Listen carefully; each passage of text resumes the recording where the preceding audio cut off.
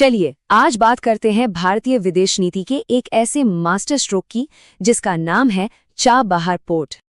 सोचिए, एक देश अपने पड़ोसियों तक पहुंचना चाहता है, लेकिन ठीक बीच में एक प्रतिद्वंद्वी देश खड़ा है। तो रास्ता कैसे बनेगा? और पता है, यही सवाल, यही चुनौती दशकों तक भारत के सामने एक बहुत बड़ी दीवार बनकर खड़ी थी। अफगानिस्तान हो या फिर सेंट्रल एशिया, हमारे लिए जमीनी रास्ता कह सकते हैं लगभग बंद ही था। तो आखिर ये इतनी बड़ी भौगोलिक चुनौती थी क्या? मतलब असल में दिक्कत कहाँ थी? चलिए इसे थोड़ा और गहराई से समझते हैं।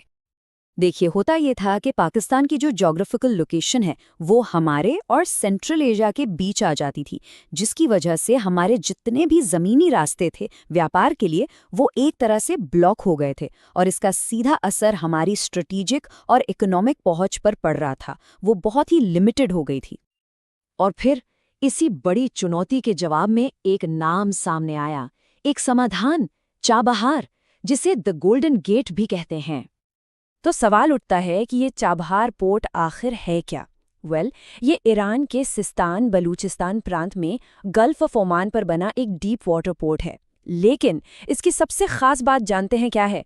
इसे इंडिया ने डेवलप किया है और इसे ऑपरेट भी इंडिया ही कर रहा है। इसे यूं ही नहीं, मध्य एशिया का सुनहरा दरवाज़ा या golden gate to Central Asia कहते हैं। ये नाम इसकी स्ट्रेटेजिक इंपॉर्टेंस को बिल्कुल सही तरीके से बताता है। और ये अपने आप में एक ऐतिहासिक बात है, क्योंकि ये इंडिया का पहला, जी हाँ, पहला ओवरसीज पोर्ट प्रोजेक्ट है। मतलब ये पहली बार है जब भारत ने किसी दूसरे देश में जाकर एक पूरे पोर्ट को डेवलप करने और चलाने की इतनी बड़ी जिम्मेदारी ली है। लेकिन रुकिए, कहानी में एक ट्विस्ट है, क्योंकि चाबहार से बस थोड़ी ही दूर, समंदर के किनारे, एक और बड़ा प्रोजेक्ट शक्ल ले रहा था, एक राइवल प्रोजेक्ट। और बस यहीं से ये पूरा जियोपॉलिटिकल खेल और भी इंटरेस्टिंग हो जाता है। देखिए, एक तरफ है इंडिया और ईरान का चाबहार पोर्ट। इसका मकसद क्या है? पाकिस्तान को बाईपास करके सेंट्रल एशिया तक सीधी पहुंच बनाना। और दूसरी तरफ चीन और पाकिस्तान का ग्वादर पोर्ट, जो चीन पाकिस्तान इकोनॉमिक कॉरिडोर यानी सीपैक का सबसे बड़ा हब है। तो एक तरह से चाबहार ग्वादर के बढ़ते असर को काउंटर करने के लिए एक स्ट्रेटेजिक बैलेंस बनाने का काम करता है। अच्छा, एक बात साफ है, ये सब कुछ रातों रात नहीं हुआ। इस प्रोजेक्ट को एक एग्रीमेंट से लेकर ऑपरेशन तक लाने में बहुत लंबा सफर तय किया गया है। इसकी कहानी शुरू होती है 2003 से, जब इंडिया और ईरान के बीच पहला एग्रीमेंट साइन हुआ।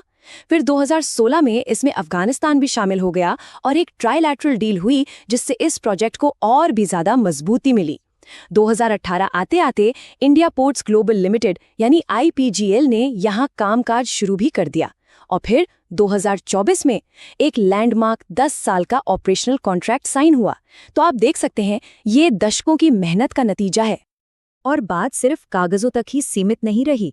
भारत ने अपना कमिटमेंट दिखाने के लिए 2021 में करीब $85 मिलियन, जी हाँ, $85 मिलियन का इन्वेस्टमेंट किया, सिर्फ हैवी मशीनरी और इक्विपमेंट खरीदने के लिए। तो अब इसे चला कौन रहा है? जैसा मैंने पहले बताया, भारत की ही कंपनी है इंडिया पोर्ट्स ग्लोबल लिमिटेड, जो इसका पूरा ऑपरेशन संभाल रही है। पोर्ट में 2 मेन टर्मिनल्स हैं, एक है शाहिद कलांतरी और दूसरा है शाहिद बहेश्ती। और ये जो शाहिद बहेश्ती टर्मिनल है ना, इसे डेवलप करने का काम भी भारत ही कर रहा है। तो चलिए अब आते हैं सबसे बड़े सवाल पर। इन सब का भारत के लिए स्ट्रेटेजिक फायदा क्या है? मतलब असल में इंडिया को इससे क्या मिला? इसे समझने के लिए हम 3 सबसे बड़ी जीतों को देख सकते हैं। सबसे पहला और सबसे जरूरी, पाकिस्तान को बाईपास करके अफगानिस्तान तक डायरेक्ट एक्सेस मिलना। दूसरा, सेंट्रल एशिया के जो रिसोर्स रिच देश हैं, मतलब जहां प्राकृतिक संसाधन बहुत हैं, उनके लिए एक दरवाज़ा खुल गया। और तीसरा, तेल और गैस जैसी चीज़ों के इंपोर्ट के लिए एक सेफ और सिक्योर ट्रेड रूट मिल गया। लेकिन चाबहार की कहानी सिर्फ यहीं तक नहीं है। ये सिर्फ एक पोर्ट नहीं है, बल्कि ये तो एक बहुत बड़े नेटवर्क की चाबी है। और वो नेटवर्क है INSTC, मतलब international north south transport corridor. जरा सोचिए, ये कोई छोटा मोटा रास्ता नहीं है।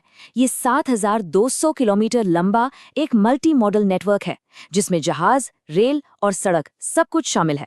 और ये भारत को सीधे ईरान, अजरबैजान, रूस और यहाँ तक कि यूरोप से जोड़ता है। और इस पूरे विशाल कॉरिडोर का जो सदर्न गेटवे है, जो इसका एंट्री पॉइंट है, वो है चाबहार पोर्ट।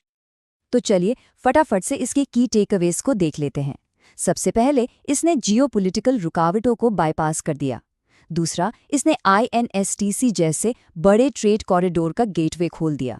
तीसरा, इसने ग्वादर पोर्ट के रीजनल असर को काउंटर बैलेंस किया। और हाँ, इसने भारत की एक्ट ईस्ट और कनेक्ट सेंट्रल एशिया पॉलिसीज को भी मजबूती दी है और साथ ही हमारी एनर्जी सिक्योरिटी को भी बेहतर बनाया है। तो जाते जाते एक सवाल छोड़ जाते हैं। जैसे जैसे चाबहार इस पूरे रीजन में भारत के लिए एक मजबूत एंकर बनता जा रहा है, सोचने वाली बात यह है कि आने वाले वक्त में यह हमारे लिए कौन से नए स्ट्रेटेजिक दरवाजे खोलने वाला है।